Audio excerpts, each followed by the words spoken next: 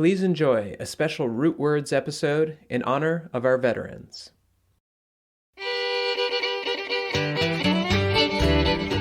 Welcome to Root Words, a podcast that explores agriculture and cooking's role in connecting us to our landscape and our communities.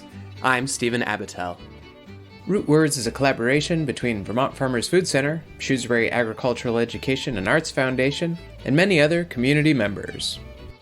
The project began in 2017 and was made possible by support from the National Endowment for the Humanities, as well as from this community. Throughout this podcast, you're going to be hearing stories from people around the Rutland County region in the heart of Vermont, a region rich in agriculture, family farms, a region that's a pastoral working landscape. These stories are going to be each little windows into what a regional food system really looks like on the community level. We're excited to introduce you to some passionate folks working with the land and with food and bringing communities together. So please pull up a chair and enjoy.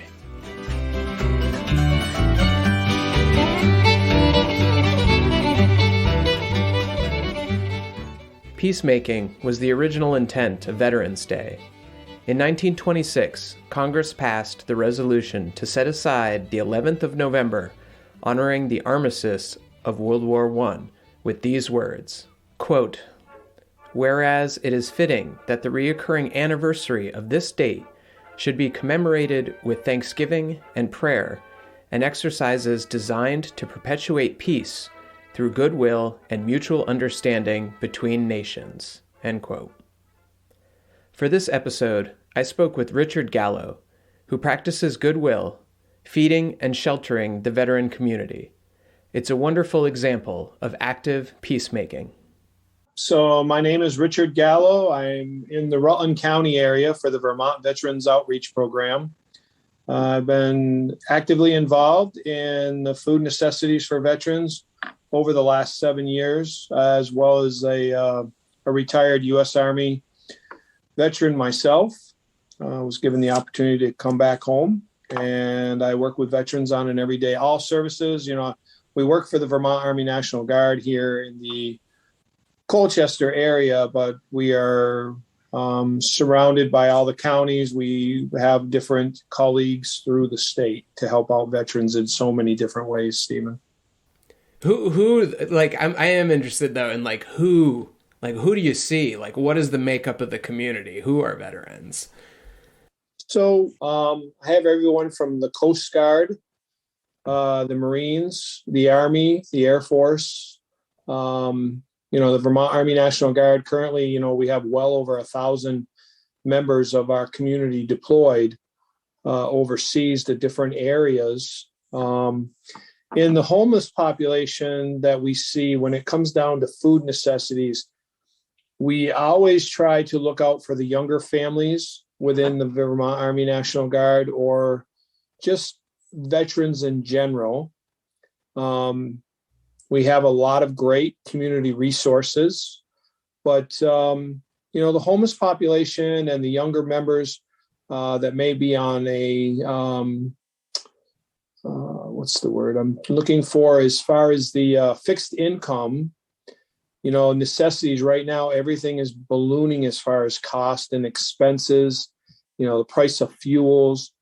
So along with the food necessities, there's always the access to help with energy costs or getting them payments or rent or for security deposits. So along with that, we try to offset some of the costs. We look at different ways when we look at their budgets, and we try to say, hey, if you're paying for this, if we cover this, then maybe you can free up a few more dollars for that. Mm-hmm.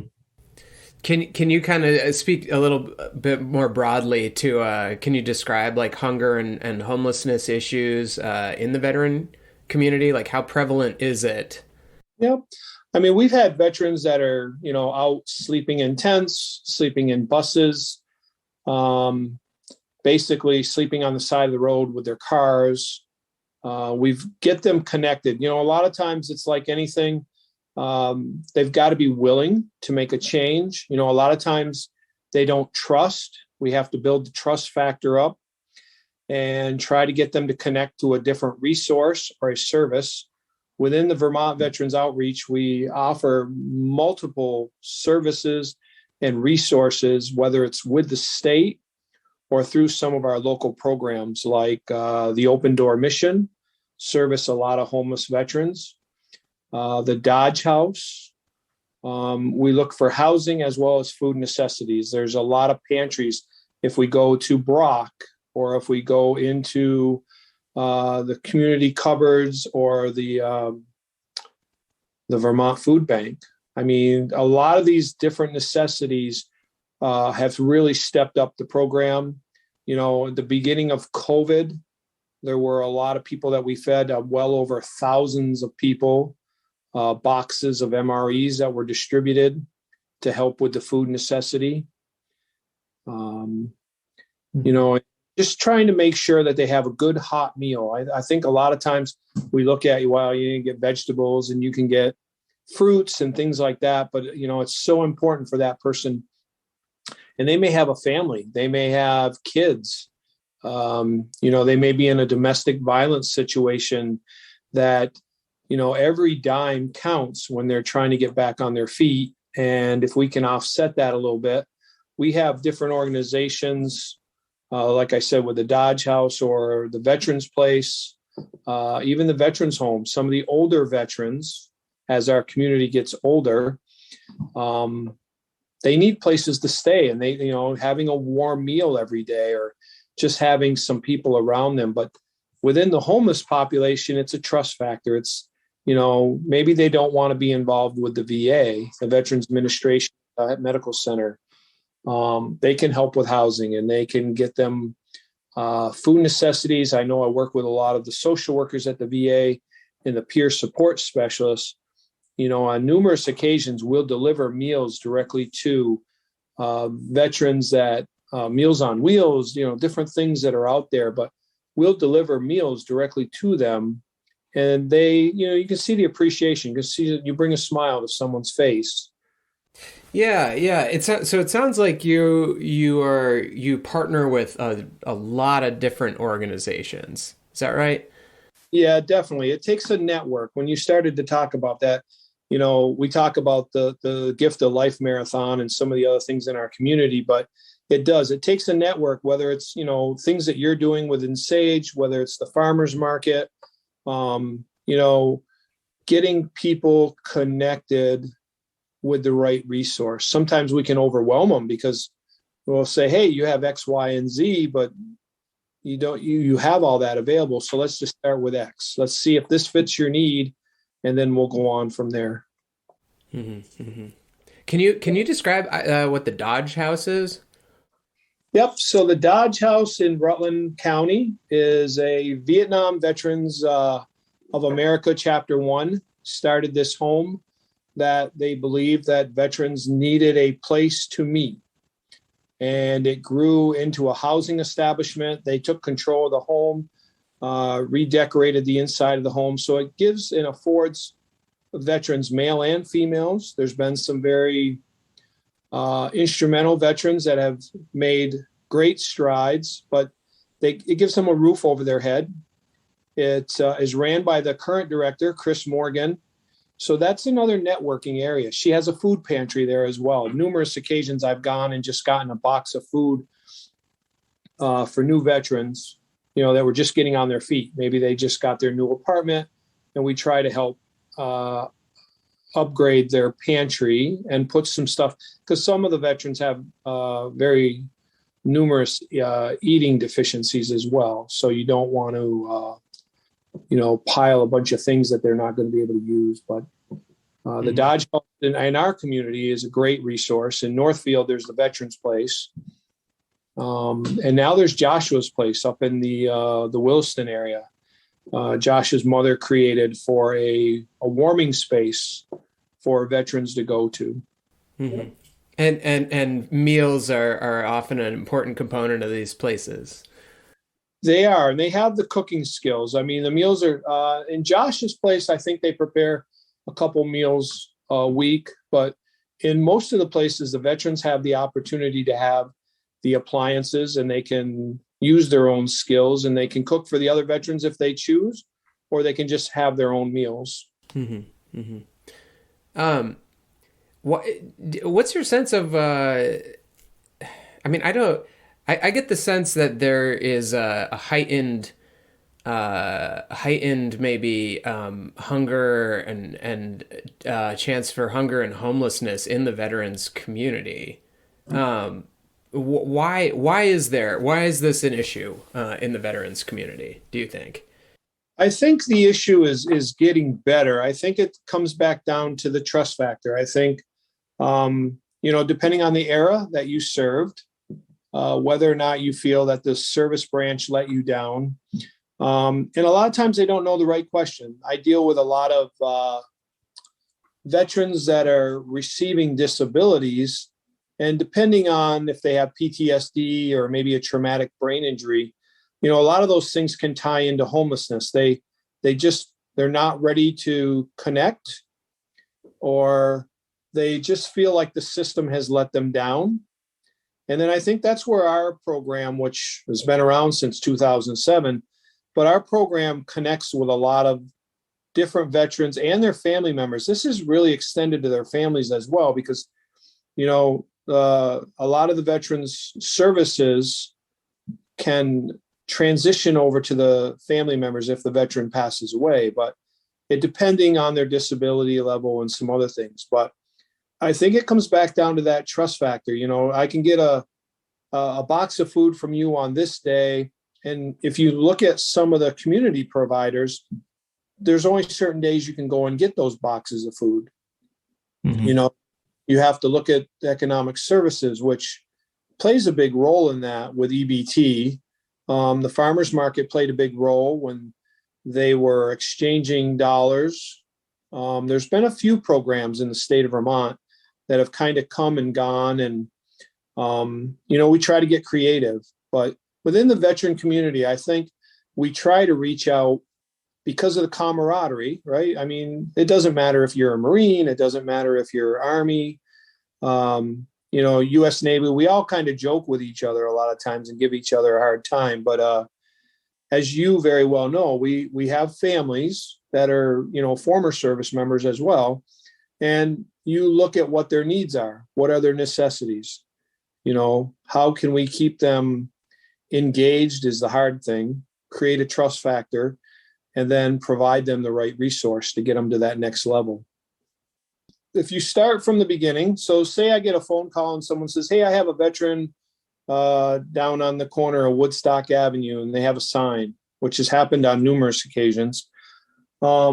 Myself would present, my card to them, ask them what their needs are. And then we would do an intake with them. We would sit down and see what their challenges are. You listen to their story. You try to find out, how did they get there? And then you create a safe plan in place, and you try to see how our services or our resources can help them to that next level. Do they need housing? Are they currently staying with family? Are they new to the area? Do they not even know where Brock is? Do they not know where economic services is? Are they connected with the local VA clinic, which is called CBOC, the community-based outpatient clinic? They have homeless social workers that are there as well, and peer support specialists, people that are connected within our community that we reach out to. And then we devise a plan to see what their next level is. Do they need to be enrolled in the VA? Do they want to be enrolled? Do they have a disability that they need upgraded, or have they ever had a disability? A lot of those things can challenge them on the other side. Maybe that's what created their homelessness. Maybe that's what created their food necessity. Do they know where they're going to get their next meal? I mean, the Open Door Mission serves lunch every day of the week. And they have numerous veterans that stay there as well. But, you can go in and get a very good hot cooked meal right here in our community. Can we get them a bag of groceries? Are they connected, with the community covered at the bottom of River Street? Do they live in the Rutland County? How did they get here? Why Rutland and why not Chittenden or Windsor or some other place? And a lot of times they wear out their welcome. They wear out their resource. And we find that they're sometimes just jumping communities to see what the next thing is they can get. So, if you're transient and that's the lifestyle, right? They learn to survive.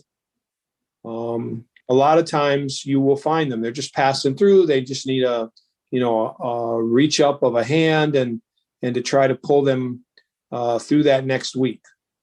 It's also getting them to, I guess, come in from out of the rain, right? You can have a bad day every day of the week until someone actually reaches out to you and says, hey, do you know about this program? Or have you ever heard of this? Let's try this. This might work for you. From the non-veteran community, they just need to know there's people they can reach out to. My name is Richard Gallo. I'm with the Vermont Veterans Outreach. 802-338-4323 is our contact number. And it's basically making sure that to give us an opportunity to answer those questions. A lot of times they don't understand. They just see a veteran standing on the corner and, with a cardboard sign saying, I'm homeless, I'll work for a beer. Well, what did that veteran do to get to that point? How do we answer the question to say, what resources are they engaged in? So contact our program or contact some of the local VAs, the CBOC on West Street. They have a lot of our point of contacts as well. There is people in this community that are very well versed in getting that message out, as well as, just participate, reach out to programs, the American Legion, the VFW, the Sons of the American Legion. There's other entities and resources. Like right now, we're preparing food for families of deployed soldiers. The American Legion is stepping up and they're looking at, for like the Thanksgiving holidays, how can we provide an extra meal to offset some of the costs for some of the service members, families that are still here. Participate, volunteer, get involved with one of the organizations. And if you have questions, ask the questions and I guess get involved in your community any way you can. And so if we've got any veterans that are going to listen to this this radio episode, this podcast, is there anything that you would like to say directly to them?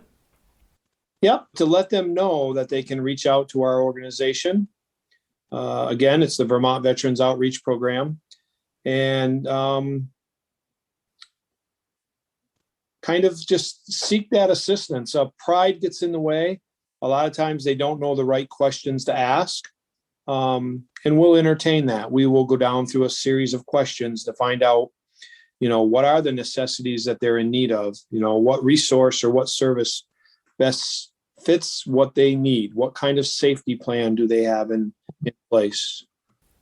What makes you? I've been in so many conversations that you've been a part of in the last year or two, and I know that you're very driven. You're very passionate about this work. What is it that makes you passionate about doing this work?